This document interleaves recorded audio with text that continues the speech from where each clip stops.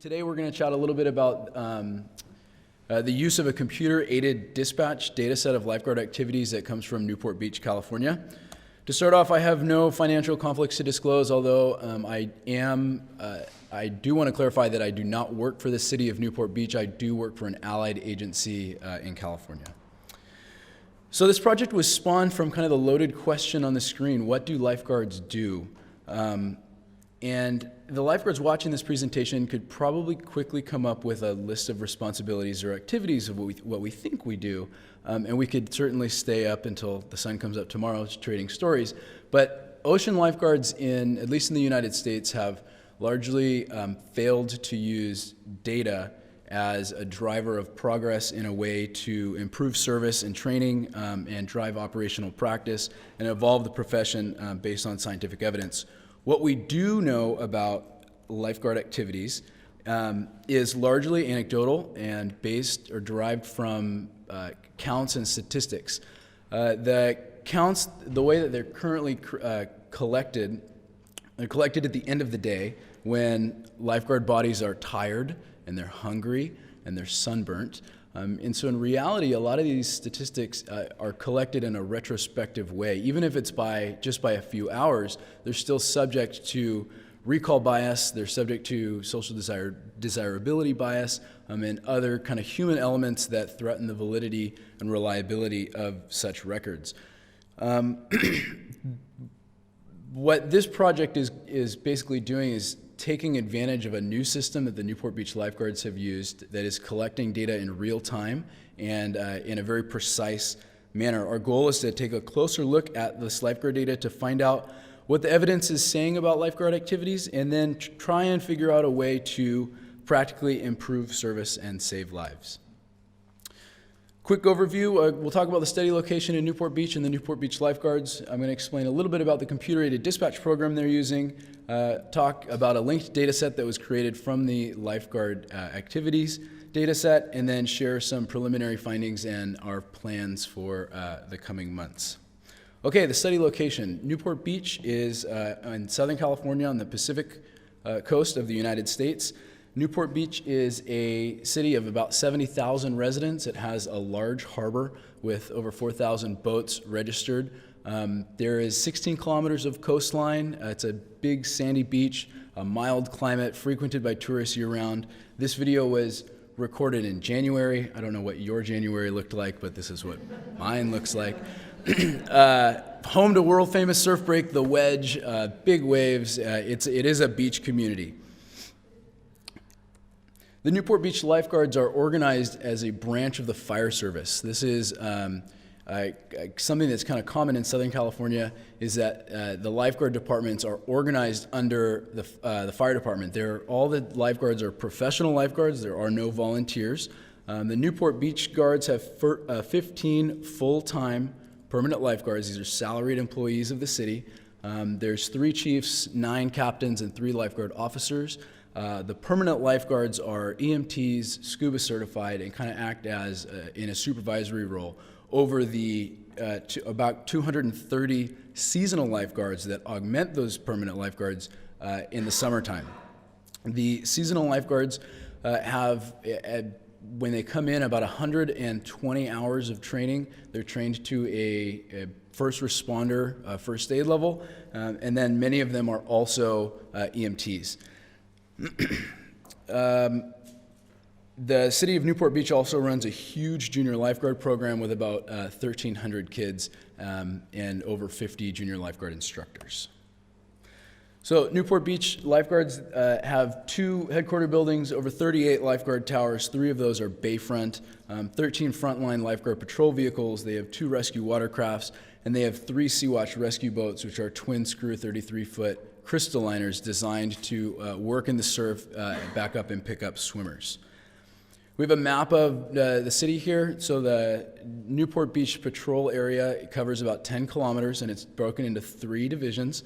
The blue dots here, you can see where the headquarter buildings are, and each of the red dots represents where a lifeguard tower is. Okay, the beginning of our story here. In 2015, the Newport Beach Lifeguards started using a computer-aided dispatch system that is very similar to what law enforcement in the United States or fire service in the United States uses to run the operation. The way that this is different is that the dispatcher, who is a lifeguard who is going to be present on the beach running the operation from 7 a.m. till 6 p.m. in the wintertime and 7 a.m. Usually till about 8 or 9 p.m. in the summertime. While operating the beach, they're now collecting this data and inputting it into the computer system. So they're collecting the nature of event, the time, the location, the unit, the kind of the position that's responding to that event, and then the employee. So there's over 82 event classifications, and in 2015 there was over 226,000 unique events. So this sort of data often lives in silos, but in the real world, they don't work in silos. So we kind of got our hands on this CAD data and decided to start linking it together to other environmental conditions. So the first thing we did was looked at weather.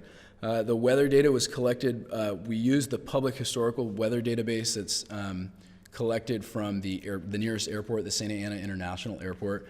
And we looked at air temperature, humidity, wind direction, wind speed, precipitation, and the categorical variable of weather conditions. So scattered clouds, partly cloudy, sunny, sunny, sunny, sunny, that sort of thing. So we have our CAD data, we have our weather data. Next, we started to link with ocean and tide data. So our ocean variables came from a National Oceanic and Atmospheric Administration wave rider buoy in Dana Point. And we're looking at wave height, dominant and average wave period in seconds, wave direction, and water temperature. And then we also have tide variables that were collected from the mouth of the Los Angeles Harbor and mathematically converted to the Balboa Pier, which is in Newport Beach. So with the tide variables, we have a timestamp and we have the water level. So we were able to calculate or kind of look at if it's an ebb incoming or ebb outgoing or flood incoming tide. And on the West Coast in the United States, we have a mixed semi-diurnal tide, meaning that there are 2 highs and there are 2 lows per day, and each of these 4 tidal turns are at usually different water levels. What we were able to do in order to standardize our tide metric was look at a percent of high tide. So we have the green arrow and the purple arrow. The green arrow would be on an incoming tide at about a 0.5 water level, and then the purple arrow would be on an outgoing tide at maybe a 1 meter water level. But both of these arrows would be at 50% of high tide for that tidal range. All right, so we have CAD data, weather data, ocean data, and tide data. And the last thing we linked this together was with the lifeguard schedules. So we wanted to look at lifeguard coverage, and in order to kind of in the future run regression models, we needed to control for the number of lifeguards that were working on the beach. So the lifeguard schedules are used for payroll purposes, so they're assumed to be accurate, and we were able to take those schedules from the computer-aided dispatch, or from the lifeguard schedules, and link them all together. So what we ended up with was a data set that we'll quickly walk you through and explain kind of how the data is collected here. So this is a 5-minute snapshot from the 4th of July in 2015 at 3:51 p.m. to 3:55 p.m. So we can see there on the first line that Tower 22 had a public contact. So the way that this works is that somebody walked by the lifeguard and said, "Hey lifeguard, what time is it?" And she said, "Oh, it's 3:51 p.m.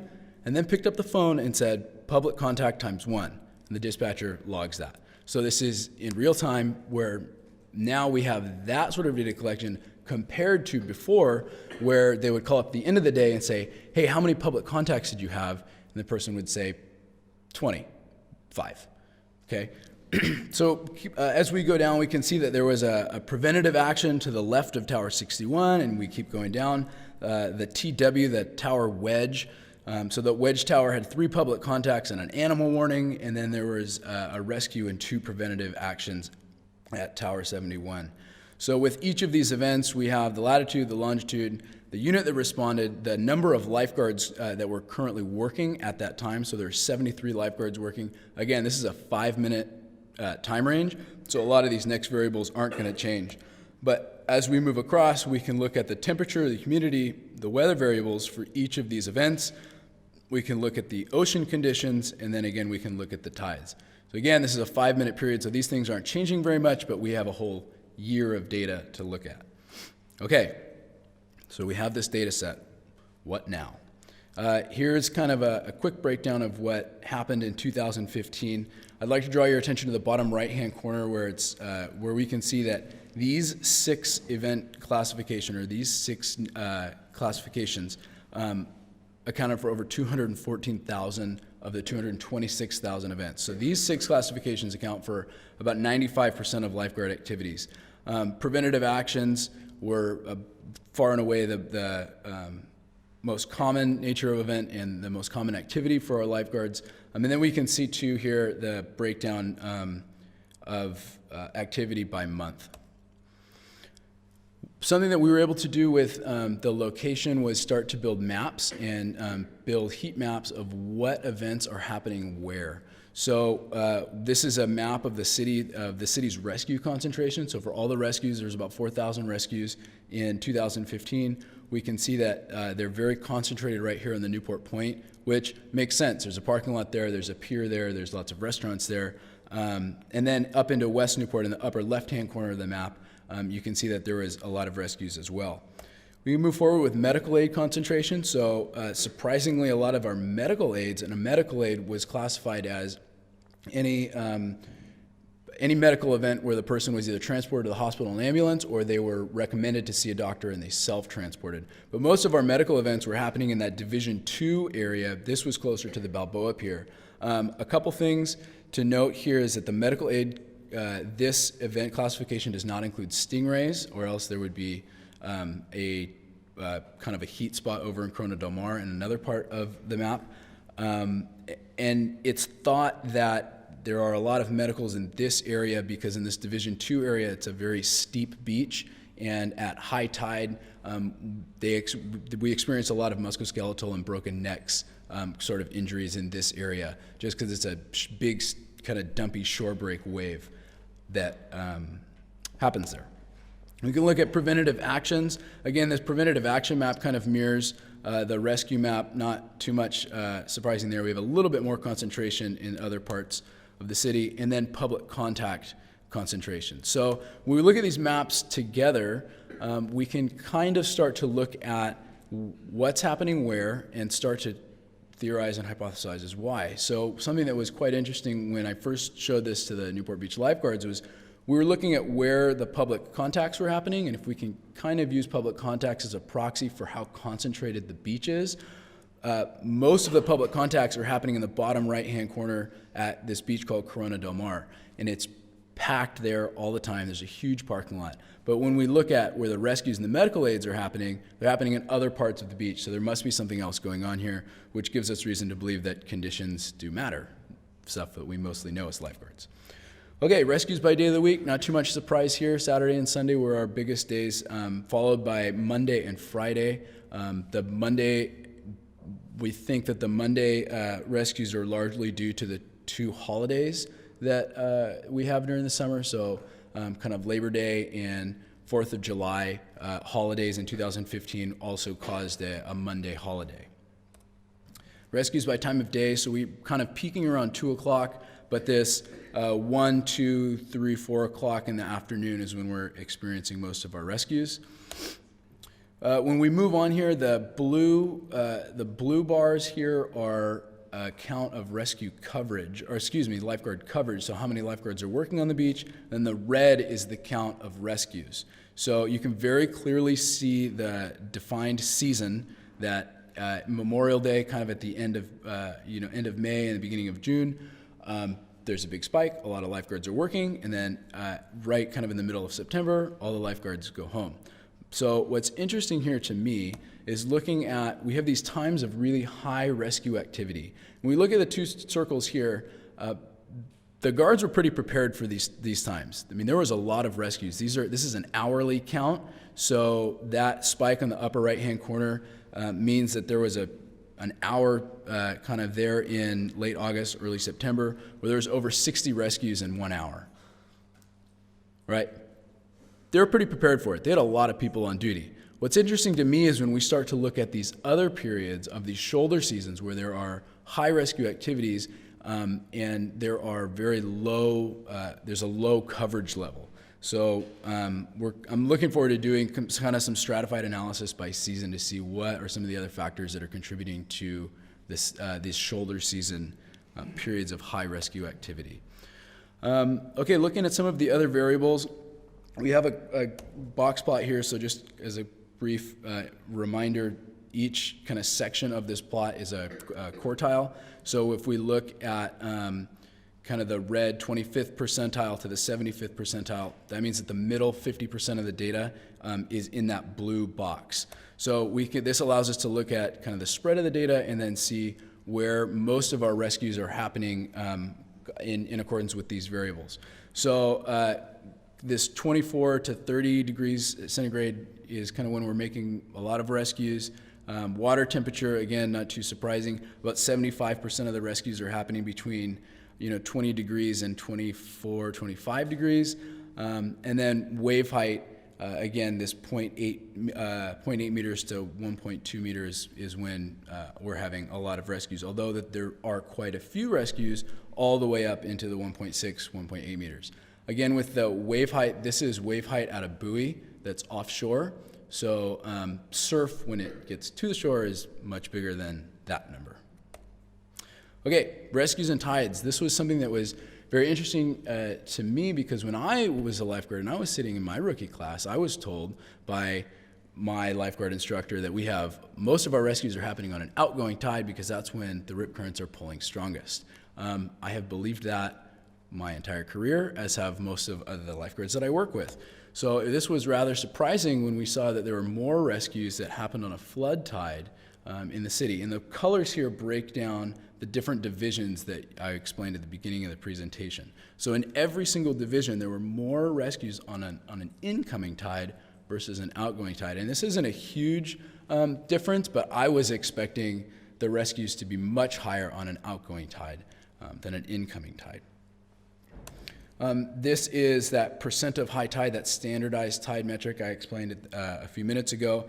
Basically, the box plot on the left is saying that we're rescuing people kind of at all points of the tide, low and high tide, although probably rescuing more people when it's a little bit lower tide. And this is consistent with a lot of the oceanographic literature that says rip currents are pulling faster, not necessarily because of the direction of the tide, but more because of the water level. The lower the water level, the faster the rip currents, regardless of whether the tide is coming in or the tide is going out. So again, this is only 1 year of data, and we're hoping that as we kind of progress along, that these figures will get a little bit more accurate. The last thing that we want to look at today is rescues by swell direction. So we were very interested, or the Newport lifeguards were very interested in looking at, when there's a south swell, this part of the beach breaks differently than this part of the beach, and in the wintertime, when there's a west swell, this part of the beach breaks differently than when in the other part of the beach. So we got it together. This is absolutely confounded by season. In the summertime in California, we mostly have south-southwest swells, so most of our rescues are happening during that time period. But when we broke it up and looked at heat maps kind of separated by the different tide or the different swell directions, there was really no difference visibly. There was no difference in what we were looking at. So we're hoping that as kind of more time progresses and we have more rescues, we'll be able to start looking to see if there maybe is a difference, maybe there's not a difference, and then that can go back into the lifeguards operational plan and knowledge of their beach. Okay, future plans. We're interested, like I said, interested in looking again at those shoulder seasons. I'm interested in looking at those times of low lifeguard coverage relative to the rescue rates. Hashtag collaboration. I'm interested, as many of you are, with working with people that are much smarter than me. So I'm really looking forward to working with some oceanographers to try and parse through some of these weather variables and some of these ocean variables in accordance with what we have with the lifeguard data. And then the big goal for I guess, the winter season coming up is to continue to describe this rescue profile and figure out the combination of variables that increase rescue rates, and then hopefully be able to build a predictive model to where we can look ahead for Saturday, and the temperature is going to be this, the water temperature is going to be this, the swell direction is this, it's a Saturday in June, we should expect this many rescues. So that's kind of the ultimate goal to try and do. Again, we only have 1 year of data, so as we move forward, hopefully we'll be able to do a little bit more with it. And then something that also is very important to me is dissemination and kind of working this data back into a feedback loop, and not only giving this to the lifeguard chiefs and the lifeguard supervisors, but figuring out a way to get this to those frontline tower guards through a revision of their training program, or presenting this information to them so they can learn a little bit more about their beach and hopefully improve their service. I talked a little bit today about the Newport Beach Lifeguards and explained the computer-aided dispatch system that they're using. Described this linked data set that is pretty precisely showing us lifeguard activity with timestamps and locations. And then I shared a quick snippet of what the data set looked like and what we're hoping to do. I have to say thank you to the Newport Beach Lifeguards for letting me play with their data. Big thanks to the Lifeguard Chief, Rob Williams, and Battalion Chief, Mike Halfide, my mentor and advisor, Dr. Koon, and Dr. Rohani Rabar from the University of Washington. Dr. Rob Brander helped me a lot kind of figure out some of those ocean variables, and then my friend in Newport Beach lifeguard, Alex Swan,